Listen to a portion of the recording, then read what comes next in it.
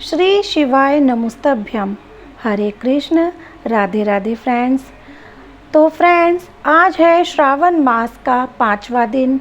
तो आज हम श्रावण मास महत्तम अध्याय 5 की कथा सुनेंगे। भगवान शिव जी और माता पार्वती की कृपा हम सब पर यूं ही बनी रहे। तो फ्रेंड्स, भगवान श्री गणेश जी का नाम लेकर आज के अध्याय शुरू करते हैं।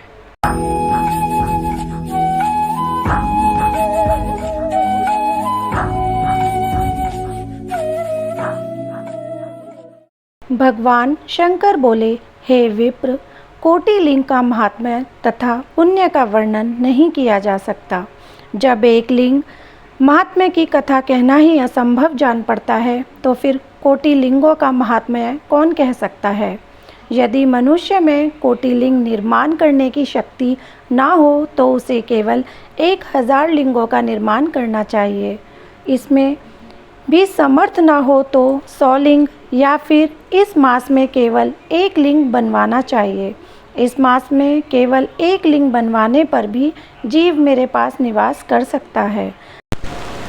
कामदेव के शत्रु भगवान शंकर का 16 उपचार से षडक्षर ओम नमः शिवाय मंत्र सहित अर्चन करना चाहिए। ग्रह यज्ञ करके उद्यापन करना चाहिए। हवन तथा ब्राह्मण को भोजन करवाना चाहिए। इस प्रकार व्रत करने से असमय में मृत्यु नहीं होती। इस मास का व्रत बंध्यत्व का हरण करके संपूर्ण आपत्तियों को दूर करता है, रोग शोक संताप मिटाता है, ऐश्वर्य में वृद्धि करता है।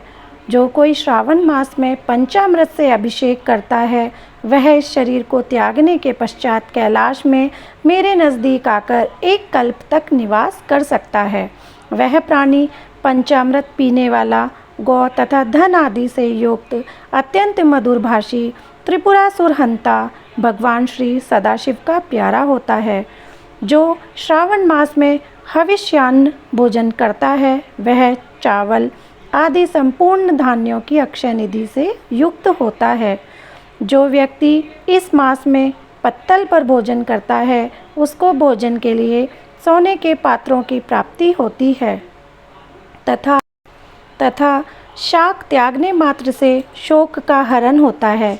और इस महीने में जो भूमि पर शयन करता है, वह कैलाश में निवास करता है। जो इस महीने में 1 दिन भी ब्रह्म मुहूर्त में स्नान करता है, उसे पूरे महीने तक नहाने का फल मिलता है। इस मास में जो प्राणी जितेंद्रिय होता है, उसे इंद्रिय जन्य बल की प्राप्ति होती है। इस मास में स्फटिक मणि, पाषाण, मिट्टी तथा मरकत मणि निर्मित शिवलिंग या स्वयं उत्पन्न या बनाए हुए या पिसान निर्मित अथवा पीतल या चंदन मक्खन निर्मित शिवलिंग में 1 बार अर्चन करने मात्र से 100 ब्रह्म हत्या का पाप मिट जाता है। सूर्य ग्रहण, चंद्र ग्रहण या अन्य किसी सिद्ध क्षेत्र में लक्ष्य जप करने से जो सिद्धि कही गई है, वह श्रावण मास में केवल 1 बार जप करने से मिल सकती है। किसी दूसरे समय में किए गए नमस्कार तथा प्रदक्षिणा से जो 1000 बार का फल मिलता है, वह फल इस महीने में केवल 1 बार के नमस्कार करने तथा प्रदक्षिणा करने से मिल जाता है। यह महीना मुझे अत्यधिक प्यारा है। इस महीने में वेद पारायण करने पर सब वेद मंत्रों की अच्छी तरह सिद्धि हो सकती है। जो इस मास में श्रद्धा से स्वाध्याय करता है अथवा पुरुष सूक्त के आलस्य त्याग कर 100 पाठ करता है, उसको ब्रह्म हत्या आदि अनेक पापों से छुटकारा मिल जाता है। इसमें रत्ती भर भी संशय नहीं है। हे सनत कुमार, यह गुरु शैया पर पाप करने का उत्तम प्रायश्चित है और इसके तुल्य पापनाशक, पवित्र, पुण्य, फलदायक अन्य साधन नहीं है। मनुष्य को चाहिए कि इस महीने में बिना पुरुष सूक्त पाठ के 1 दिन भी ना बितावे। जो कोई इसको अर्थवाद मात्र कहता है, वह अश्वमेघ नरक को जाता है। प्राणी को समिधा, चरु, तिल और घी से गृह यज्ञ करना चाहिए। धूप, गंध, पुष्प, नैवेद्य आदि के द्वारा अर्चन करना चाहिए। भगवान सदाशिव के रूपों का यथोचित ध्यान करके अपनी सामर्थ्य अनुसार कोटि होम, लक्ष्य होम और अयुत हवन करें। तिलों का व्याहति मंत्रों द्वारा हवन करना चाहिए। इसी को गृह यज्ञ का नाम दिया गया है। हे सनत कुमार, अब मैं वार व्रत कहूँगा, ध्यान पूर्वक सुनो। इसे संबंध में एक पुरातन इतिहास कहता हूँ। रमणीक प्रतिष्ठानपुर में सुकर्मा नामक एक दरिद्र ब्राह्मण रहता था। वह भिक्षा पर ही अपना गुजारा चलाता था। एक दिन वह एक गृहस्थ के घर में भिक्षा के लिए गया। वहाँ कुछ स्त्रियाँ आपस में मिलकर रविवार का व्रत कर रही थीं। उस ब्राह्मण को देखकर उन स्त्रियों ने पूजन सामग्री को शीघ्रतापूर्वक ढक दिया। उधर ब्राह्मण को अर्चन विधि जानने की लालसा थी। उसने उन स्त्रियों से कहा, आप सबने इस व्रत को क्यों ढक दिया है? आप सब साध्वी हैं, कृपा करके मुझसे इस व्रत की विधि कहिए। समदृष्टि रखने वाले सज्जनों का तो उपकार ही स्वार्थ है, क्योंकि परोपकार जैसा दूसरा धर्म तीनों लोकों में नहीं है। मैं दरिद्रावस्था के कारण अत्यंत दुखी हूँ, अतः आप इस उत्तम व्रत का विधान तथा फल मुझे बताएं, मैं इस व्रत को करूँगा। स्त्रियों ने कहा, हे ब्राह्मण, यदि व्रत में उन्माद या प्रमाद अथवा विस्मरण, भक्तिहीनता या अनास्था करोगे तो यह व्रत निष्फल हो जाएगा। अतः इस व्रत को तुम्हें कैसे दें? ब्राह्मण ने कहा, मैं ऐसा नहीं करूँगा।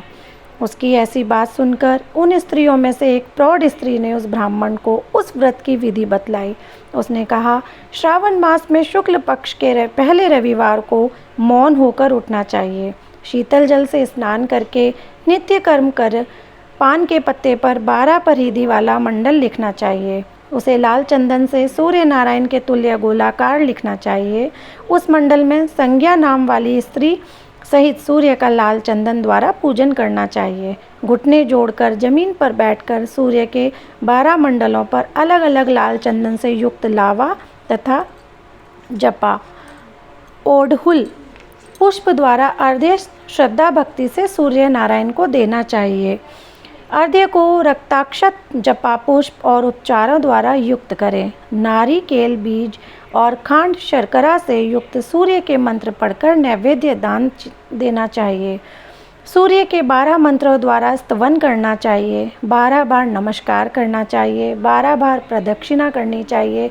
फिर 6 सूतों को एक में मिलाकर उसमें 6 ग्रंथियां लगानी चाहिए। उस सूत्र को भगवान श्री सूर्य नारायण को अर्पण करके उसे अपने कंठ में बांध लेना चाहिए।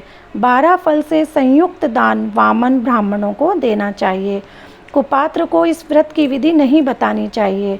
हे विप्र, इस प्रकार व्रत करने से निर्धन धनवान हो जाता है, निसंतान पुत्रवान हो जाता है, कोढ़ी का कोढ़ मिट जाता है, बंदी खाने में पड़ा हुआ बंदी बंदी खाने से छुटकारा प्राप्त कर लेता है, रोगी का रोग मिट जाता है। हे विप्र, अधिक क्या कहूँ, प्राणी जिस जिस वस्तु की इच्छा करता है वह उसको इस व्रत के प्रभाव से प्राप्त हो जाती है।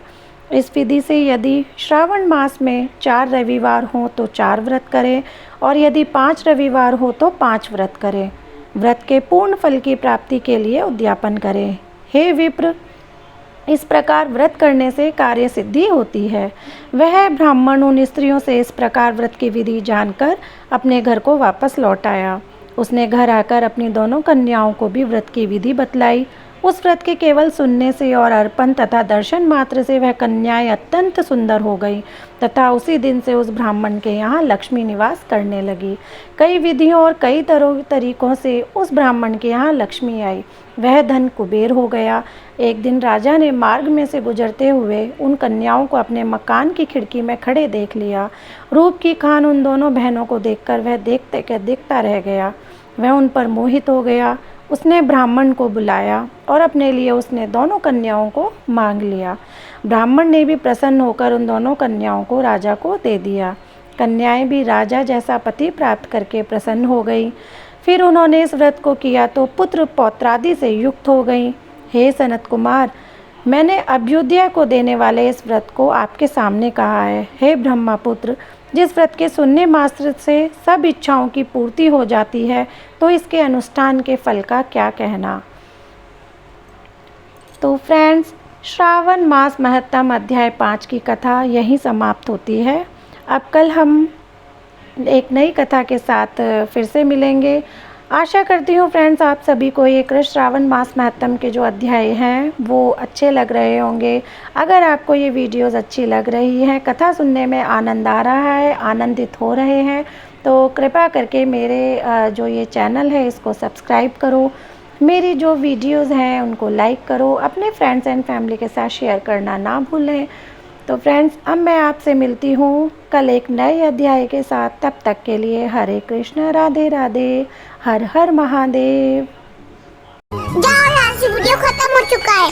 मेरी वीडियो को तो लाइक और शेयर करते नहीं हो। अगर तुम मुझे पसंद करते हो तो चैनल को सब्सक्राइब कर दो।